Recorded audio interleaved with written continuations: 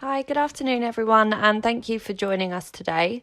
Welcome to the first in our 6-part webinar series that have all been designed to help give businesses the tools and an overview of technologies and insight to help build a plan to get you to net zero carbon. My name's Annalisa Bell. I'm one of E.ON's Senior Strategic Account Managers in our B2B Solutions business. So my role is really to work with our business customers and to help them in achieving their business and sustainability objectives. So I'm joined today by our policy expert, Dan Meredith, and environmental manager, Jonathan Rhodes. So Dan will be providing you with an overview of the need for change and where we are now, both globally and in the UK, and the role that businesses play in achieving net zero. And then Jonathan will be taking you through understanding your carbon footprint and practical ways or steps that your business can take to start to achieve your net zero strategy and plan. So I'll now hand over to Dan Meredith to start the presentation. Thanks, Annalisa. My name is Dan Meredith. I'm a policy expert here at E.ON, and I've got 20 years or so experience in and around energy policy in the energy industry. I want to give some insight today into what's going on for action against climate change on a global and a national scale, and particularly what business and industry in the UK both think about net zero and what we can start doing today. Before I'll hand on then to my colleague, Jonathan, to help you with some practical advice to really help you start taking action today. As Annalisa said, if you have any questions or you want any clarifications, let us know through the chat function, and I promise we'll pick it up either later in the session or via email. So I want to reiterate, first of all, the pressing need for global action to reach net zero contribution to climate change.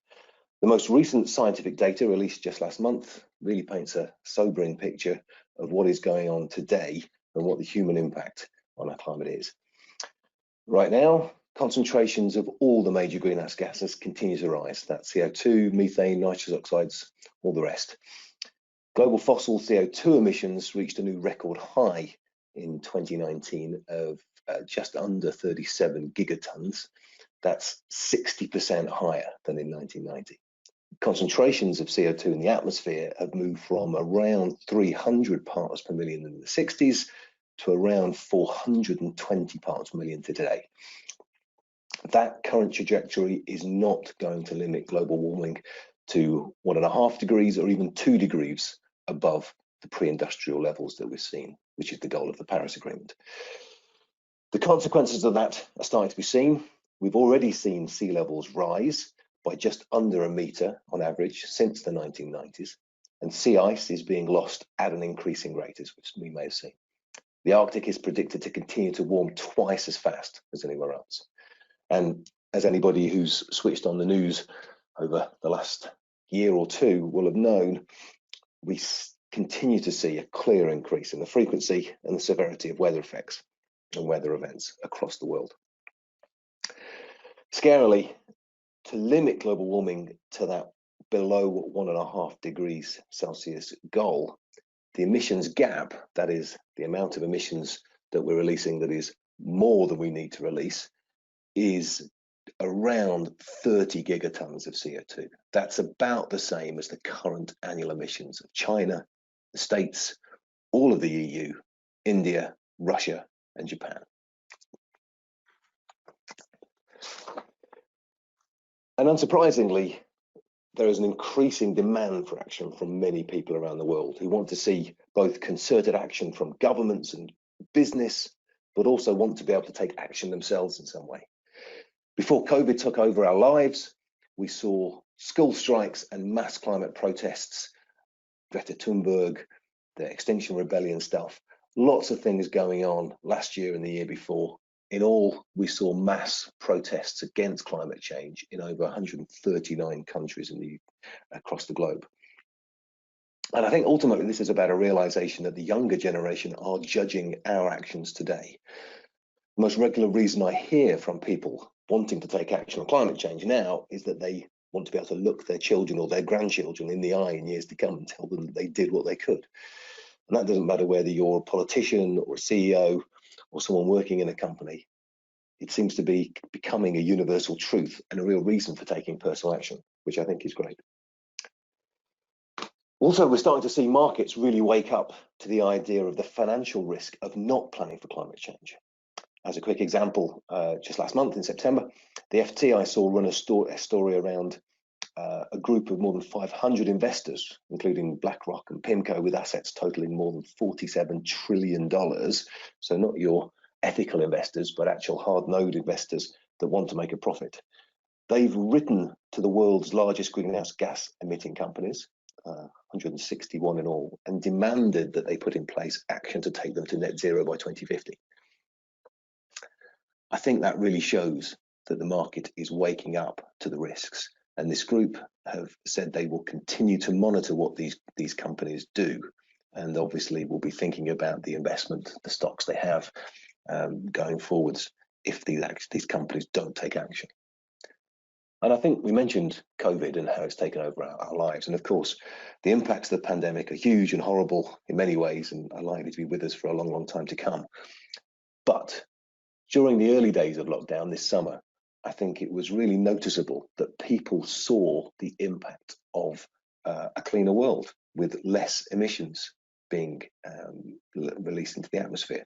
I know for one, I really noted the lack of traffic noise every morning when I took my dog for a walk. And the fact that I wasn't using my car every morning meant that a pair of blackbirds tried to nest on one of the tyres. I really think that this is going to last in people's minds, and people will want to see those kind of impacts again, maybe not the blackbirds. So, is there good news? Well, it's unsurprising, but there's been significant international effort to agree how and how fast to stop human-made emissions for a long time, right from the first Kyoto Protocols back in the 1990s to the most recent Paris Agreement signed at COP21 in 2015. Now, the Paris Agreement was a landmark, building on the United Nations Framework Convention on Climate Change, which was signed back in 1994. And for the first time, brings all nations into common cause to undertake ambitious efforts to combat climate change and adapt to its effects with enhanced support to assist developing countries. And the central aim of the Paris Agreement is to strengthen the global response to the threat of climate change by trying to keep a global temperature rise this century well below 2 degrees Celsius above those pre-industrial levels.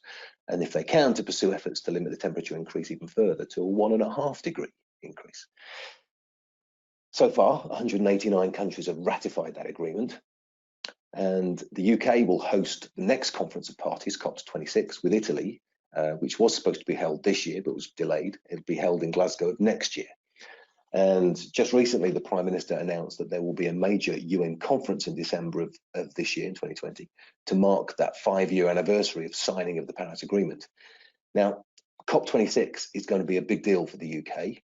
The world is going to be watching, and it's unsurprising that the government will want to be seen to be both taking action on UK at a national level and leading the world in what we do. So I think it's a real tip to watch out for big climate policy announcements between now and November of next year, with that in mind. And on the face of it, the UK has made some pretty significant progress over the last 20, 30 years on reducing emissions. The UK was the first major economy in the world to commit to a legally binding emissions reduction target. In 2008, the Climate Change Act committed the UK to an 80% reduction in emissions from that 1990 baseline. Also created the Committee on Climate Change, which is the independent expert body whose job it is to advise the government on climate change action and to set the carbon budgets, which we see in the UK, to create that trajectory to the 80% reduction. And in 2017, the UK emissions were down to about 500 megatons of CO2 equivalent each year, including international aviation and shipping. Now that's around a 40% reduction from the just over 800 megatons released in the 90s by the UK, which is roughly halfway to that 80% reduction by 2050. In per capita terms, as you can see on this graph, we've managed to reduce our emissions quite significantly, back down to something like the global average right now. And the trajectory we're on, as you can see, looks like we're going to make ourselves hit those targets by 2050, there or thereabouts. In June of 2019, as one of her last acts in office, Prime Minister May committed the UK to the new net zero target, which is what we all want to talk about today, meaning that instead of an 80% reduction in emissions, the UK is now legally bound to a 100% reduction, reaching net zero emissions by 2050.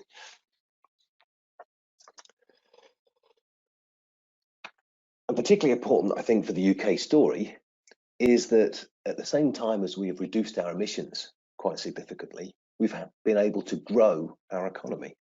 The economy has grown at 72% over the same period, which I think is an important lesson and an important exemplar that we can actually decouple the health of an economy from reducing emissions.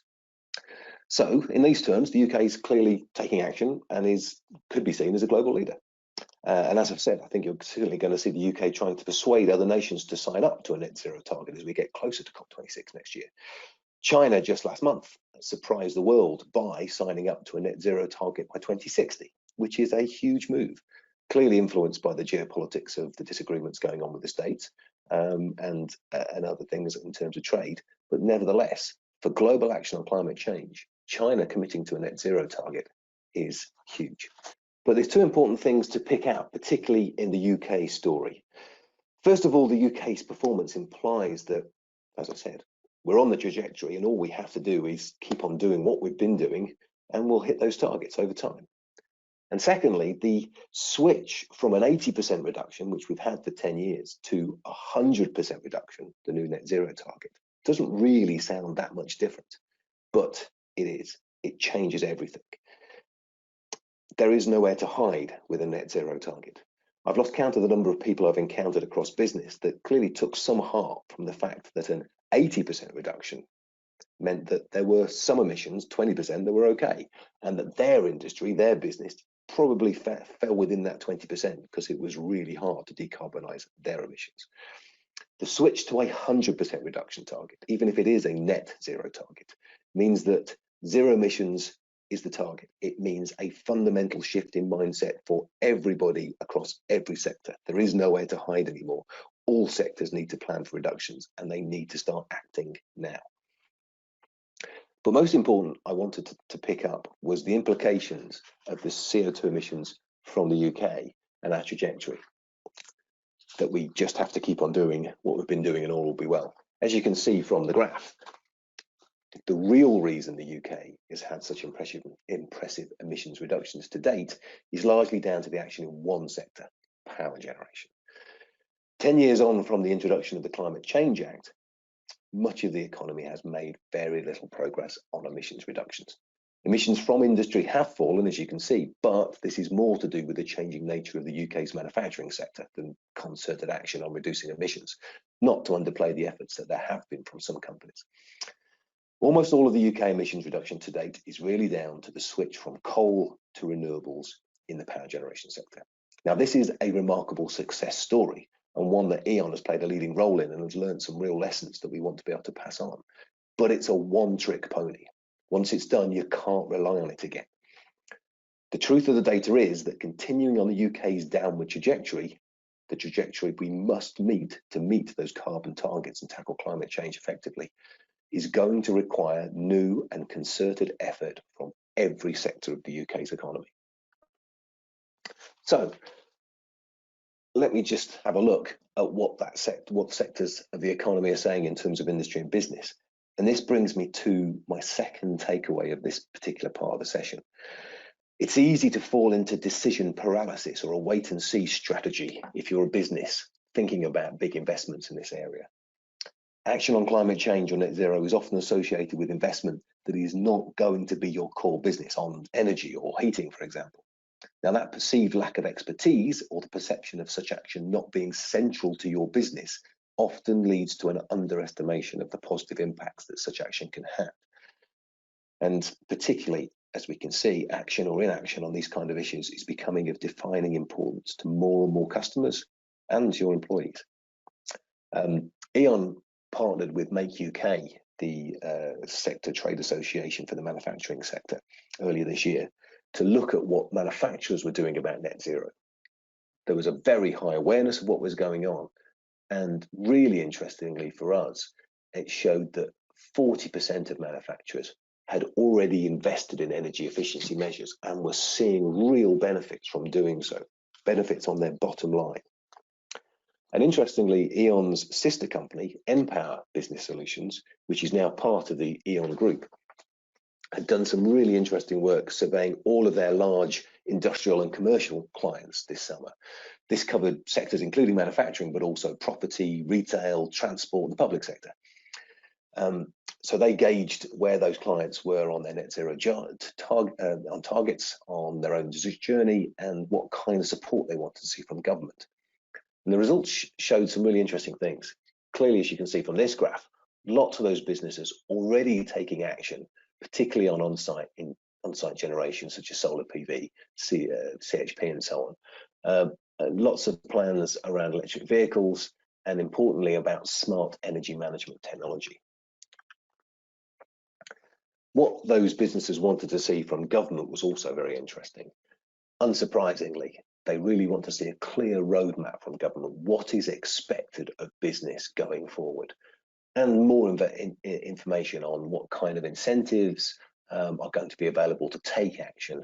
And I think importantly, wanting to see support on how to model some of those complex interactions between revenue generators of the big investments that you might make. So companies like E.ON supporting with business to model those effects and help them make the decisions they need to make. And finally, the npower survey talked to business about what inherent benefits there were to taking action.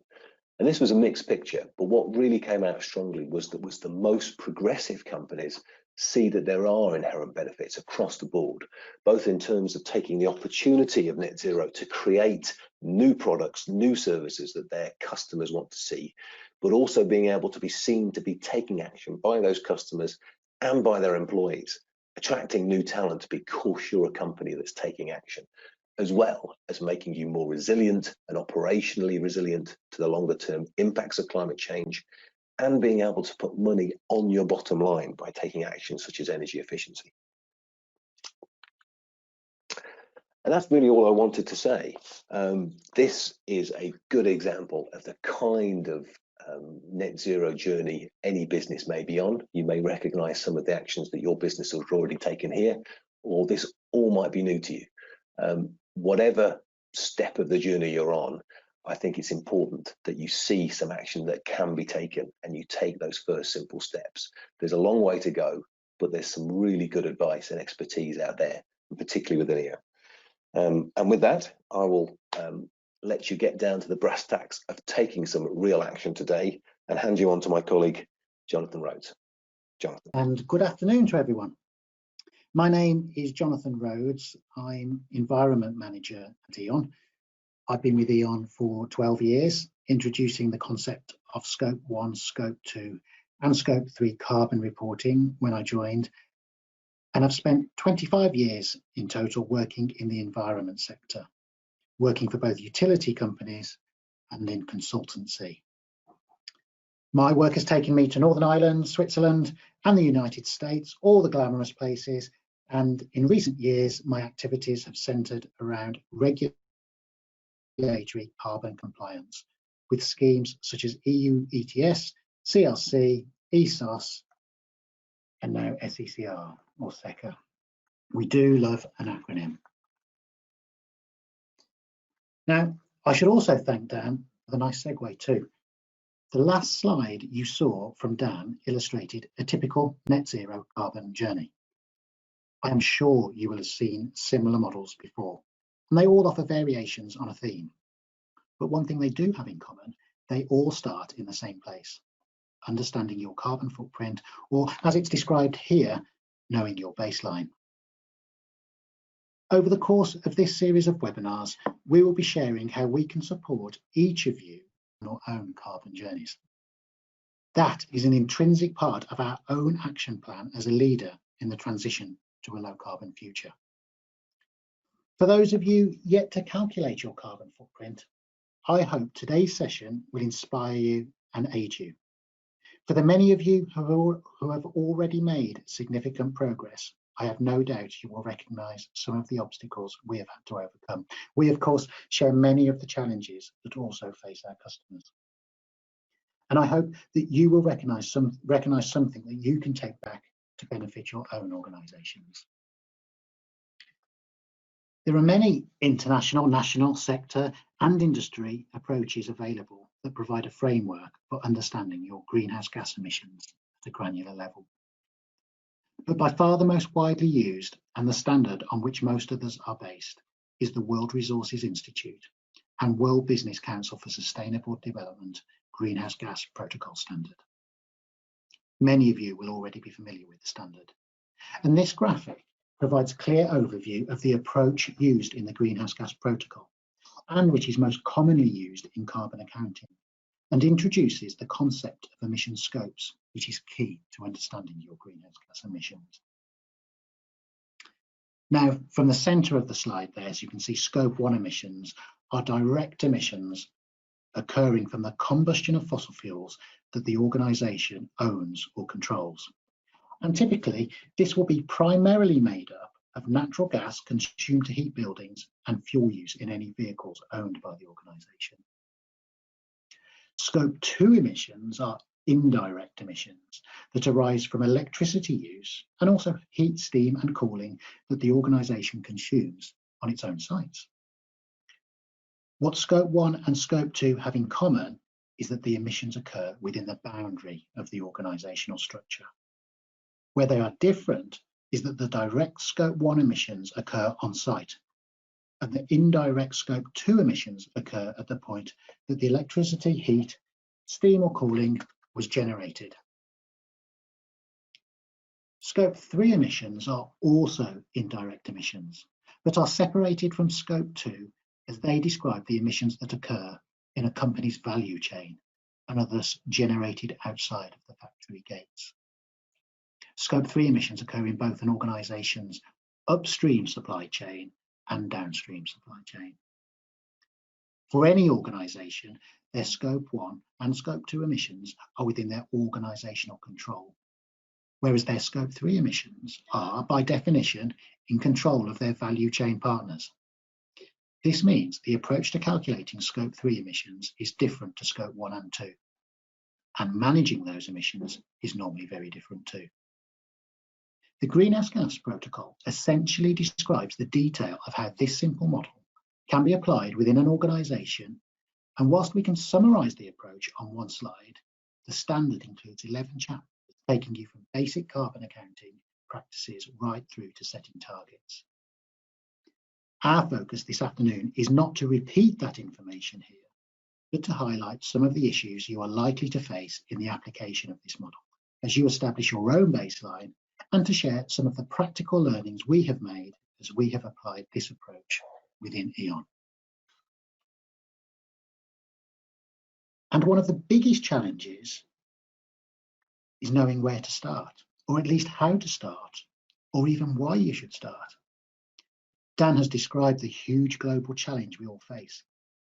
We have seen we have a simple model we can use to understand our own impact, but what do we do now? And net zero isn't the beginning. Net zero is the end game, at least in political circles for now.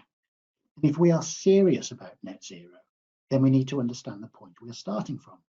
A story, a journey, is made up of a beginning, a middle, and an end.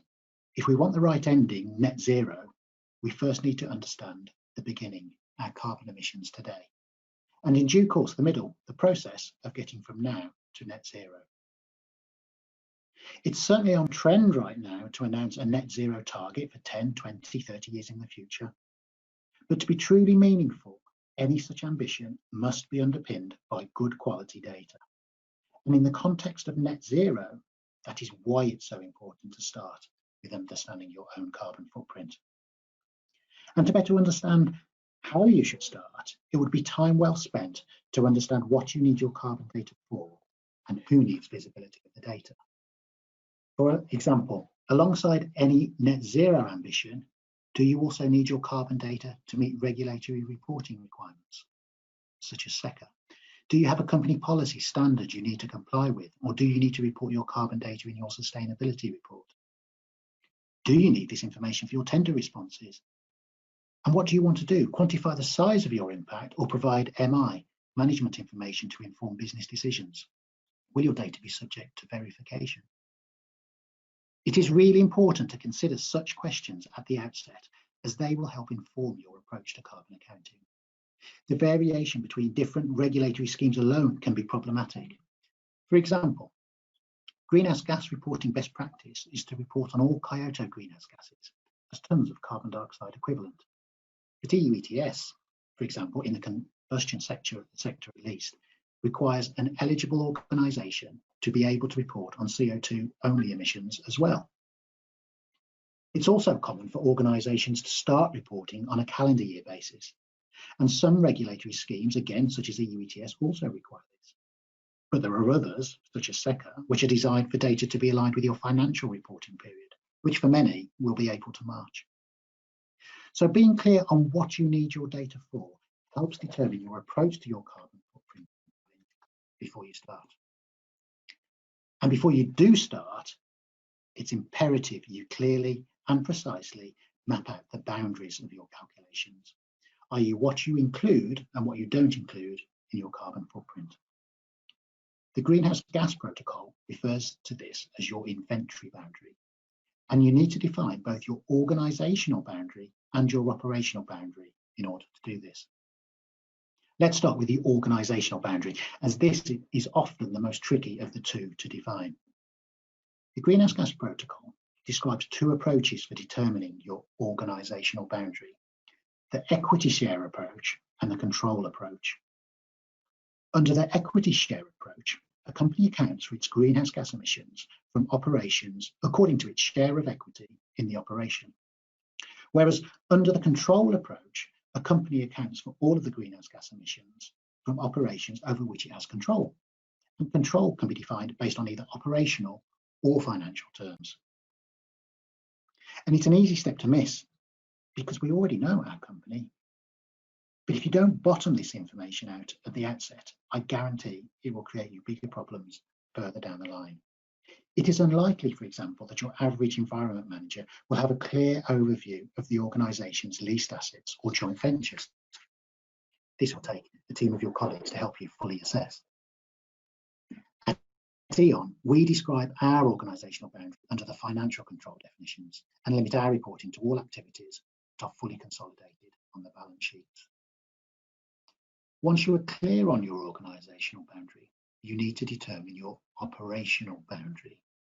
This involves identifying the emissions associated with your operations, categorising them as either direct or indirect emissions, and choosing the scope of accounting and reporting for those indirect emissions.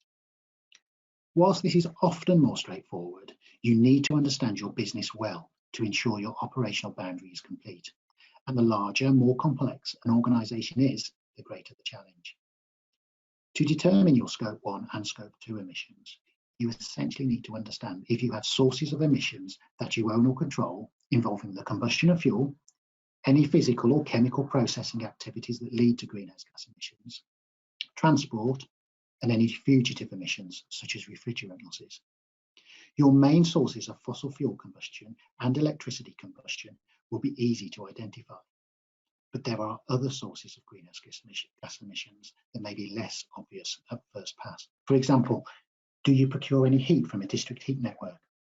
Are you responsible for any abatement equipment where you combust fossil fuels, which could generate process emissions? And the present challenge for all of us is, how do we account for the emissions of office workers who have been based at home for much of 2020? Should we even be accounting for emissions of home workers during the pandemic? When and only when you are clear on both the organisational boundary and the operational boundary of your calculations, can you begin calculating your carbon footprint or establishing your baseline. The good news is that it's highly likely that the base data you need to calculate your Scope 1 and Scope 2 emissions already exist within your organisation. After all, fuel costs and transport costs are standard metrics for a company to monitor. For many, Scope 1 emissions will largely arise from gas consumed for heating and Scope 2 emissions from electricity consumption. There are normally three sources of such data: utility invoices, direct meter reads, and internal telemetry systems. You have a choice of where you might be able to source the base data. Often, an organisation will decide to use their utility bills for determining gas and electricity consumption data. But even when you've made that choice, there are further questions you can ask yourself to streamline the process. Can my energy supplier provide a periodic consumption statement summarising my energy consumption for me? Do I have a robust energy management system that can analyse and interrogate my own consumption data at a granular level? Have I got smart meters or half-hourly meters so I know my metering is actual data and not estimated? And have I got my own sub-metering data I can take advantage of? If you own your own vehicle fleet, you will also need to understand your fuel consumption data.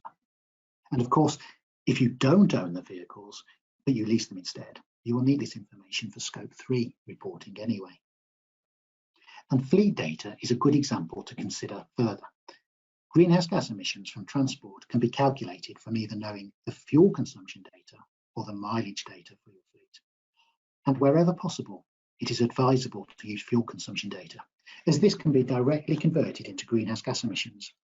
If you use mileage data, this is more of a proxy calculation, as you have to make some assumptions on the fuel efficiency of your fleet or individual fleet vehicles within that fleet. One thing is for certain, you will very quickly have an awful lot of data to manage. So another key consideration at the outset is, do you have data analysts who can support you with handling and reporting the data? Better still, do you have corporate software that can handle the data for you?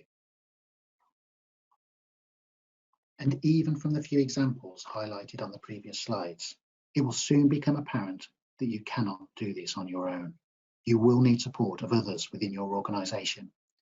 And it's important you recognise this at the outset. Likely key stakeholders when calculating your greenhouse gas emissions would include your finance colleagues to help determine your organisational structure. For complex organisations, legal may also have a role in this too.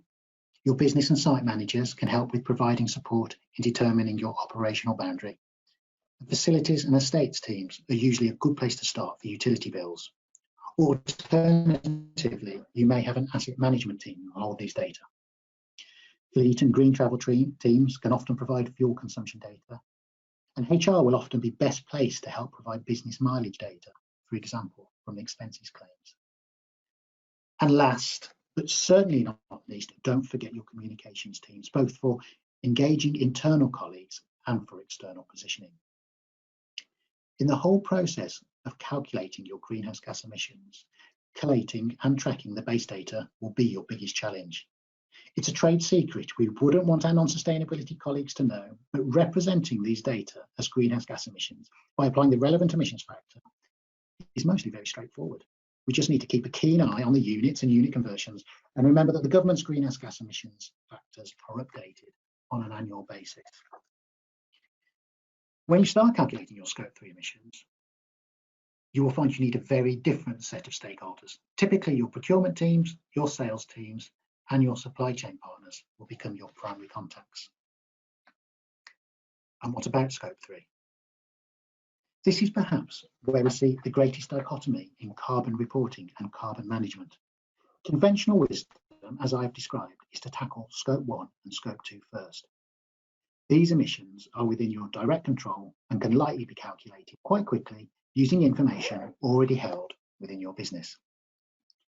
And we see this approach reflected in legislation and international standards. For example, even under the new SECO regs, Scope 1 and Scope 2 reporting are mandatory, whilst reporting Scope 3 emissions remains voluntary. But we also know that for most organisations, the vast majority of a company's greenhouse gas emissions, typically well in excess of 80%, and for some, almost all of their emissions occur in their Scope 3 emissions within their wider value chain. So of course, start with Scope 1 and Scope 2 emissions, but it's not really a question of Scope 1 and Scope 2 or Scope 3. You simply cannot ignore Scope 3 if you are serious about your net zero ambitions. It can, however, appear quite intimidating when you start looking at your Scope 3 emissions. There are 15 categories of Scope 3 emissions listed in the Greenhouse Gas Protocol, covering both your upstream supply chain and downstream supply chain. including things like emissions from the transportation of purchased goods and emissions from outsourced activities. So how are we going to get the base data to calculate such emissions? Well, the first point is you almost certainly won't have to calculate your emissions in all 15 categories. You first need to understand which of the categories are material to your business. And to do this, your initial approach should be to undertake a screening exercise. In order to do this, your procurement colleagues are your key stakeholders. That is because the easiest way to scope many of the Scope 3 categories is to do so from a financial assessment. How much does your organisation spend on activities within each category? When we carried out this exercise, we were able to screen 9 of the Scope 3 categories using our expenditure records. And I'm not minimising the task. We have over 30,000 suppliers, but you will have robust systems in place to control your procurement data. So although you are looking at value chain emissions, the base data for the screening exercise will still sit within your organisation. For many organisations, Category 1 emissions, emissions associated with purchased goods and services, will be an organisation's biggest Scope 3 emissions.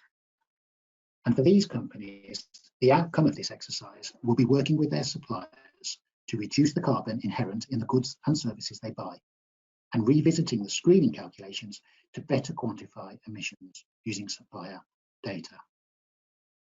For E.ON, as an energy solutions business, and as you can see here, approximately 95% of our Scope 3 emissions are Category 3 emissions from electricity sales and Category 12 emissions from gas sales. As such, our Scope 3 reduction efforts focus more on working with our customers on both reducing the volumes of electricity and gas we sell, which is why we have a comprehensive suite of energy efficiency solutions that you'll hear about later in this series, but why we also offer renewable backed energy to our customers. So knowing the baseline has better informed us and allowed us to determine how we can best direct our efforts to play our part in tackling climate change and setting our own ambition. And clearly, this means greening up the supply of electricity and gas and helping our customers become more energy efficient.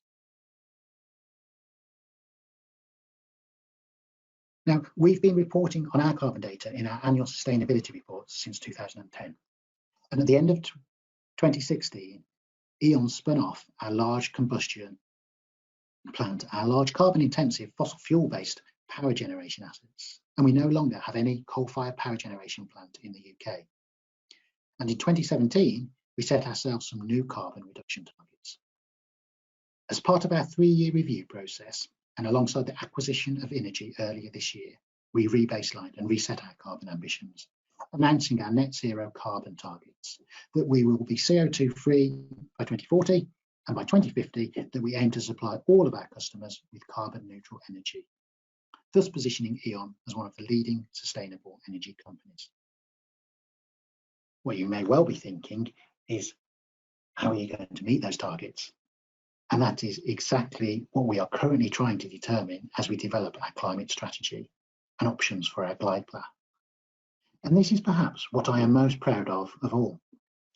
We have committed to the future we want to see without having the detailed understanding of how we can achieve it. If we had waited for all the answers, it would have been too late. And constant innovation brings new solutions. We will need to continue to innovate and adopt the future solutions that Dan mentioned in order to realise these ambitions. But we could not have done any of this without understanding our baseline first.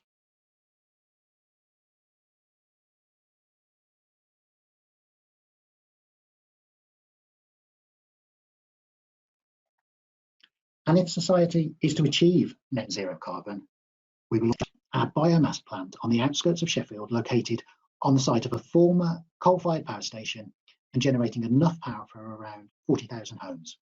We burn recycled wood that would otherwise be scrapped or sent to landfill. So already it's a fantastic low carbon story. And the site is currently on outage, and we are presently undertaking a major plant upgrade. This is obviously a huge infrastructure and engineering project and is being managed accordingly. But at the end of the project, the energy output from the plant will be significantly increased for the same biomass input. This is sustainability on a huge scale. This is the low carbon transition in action. It's a huge engineering challenge, but it's also another step closer to net zero. And when you reframe your organisational challenges and view the problem through a sustainability lens, and utilise your greenhouse gas data to better inform business decisions, you will often reach a different conclusion. Or even identify a problem you didn't realise you had. For example, it was understanding our baseline that allowed us to identify our energy costs per metre squared at each of our locations and identify which sites were more carbon intensive than others, helping better inform our building strategy. It was understanding our baseline which enabled us to better quantify carbon considerations when renewing our vehicle fleet. And it was understanding our baseline which enabled us to reach a position that we could establish our targets. The next step on the net zero carbon journey. So I think the important message is that your net zero journey must be underpinned by good quality data. You need to understand your baseline. And in doing so, it will help you to consider the following. Be clear at the outset on what you need from your greenhouse gas data. Do you have regulatory obligations as well as environmental, social, and governance drivers? Lock down your inventory boundaries before you start. Understand your options for collating and storing your data. It's your job to identify the most efficient and most effective approach. Make sure you use the expertise of others and collaborate across your organisation. And you cannot ignore Scope 3. In fact, Scope 3 will likely be the primary focus area for your future climate strategy. And finally, think differently. We will all transition to low energy lighting. We will all drive more efficient cars than we did 10 years ago. But sustainability can often be found in the places you least expect it. You may have noticed at the start of this presentation that our E.ON branding is a red E.ON logo on a white background. Originally, it was a white E.ON logo on a red background. This simple change in itself reduced printer ink costs by nearly £200,000 and helped reduce our greenhouse gas emissions for no real cost outlay. So be creative and be brave. You don't know what you might be able to achieve. Thank you for listening. Now, please let me hand you back to Annalisa. Thanks, Dan and Jonathan, for your presentations. So I think if we just summarise what we've covered off today, I think Dan's really highlighted that there is a real need to act now, and businesses have a key role to play in this. Jonathan's provided an overview of some of the practical steps that your business can take to understand your own carbon footprint. So we've really tried to design our webinar series to cover proposed next steps from visualizing and understanding your data through to renewable generation on site to the all-important question of decarbonising your heating and cooling, and finally decarbonising your fleet. So if you do want to register, or if you have any further questions or feedback from today's session, if you email eonwebinars@eonenergy.com, and we'll aim to get back to you within 2 days.